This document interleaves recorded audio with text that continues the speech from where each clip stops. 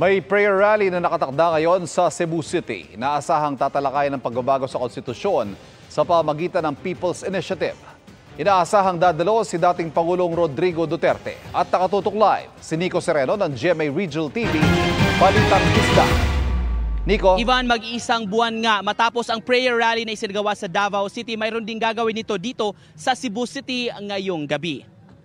Katulad sa Davao City, sabi ng Cebu Coalition for Transparency, Accountability, Peace and Security, inorganisa ito para ipanawagan at ipanalangin ang estado ng ating bansa kabilang mga kinakaharap na isyu ngayon.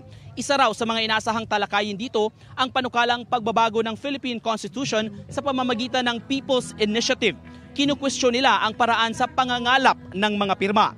Ilan sa mga narito ay nakasuot ng puting t-shirt na may tatak na Filipinos o kaya Cebuanos are not for sale. Kabilang sa mga inaasahang dadalo si dating Pangulong Rodrigo Duterte at Cebu City Mayor Mike Rama.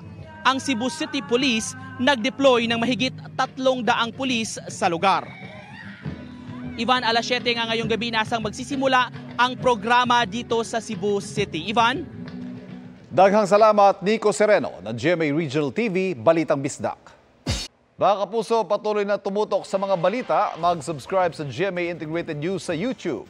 Sa mga kapuso abroad, samahan nyo kami sa GMA Pinoy TV at www.gmanews.tv.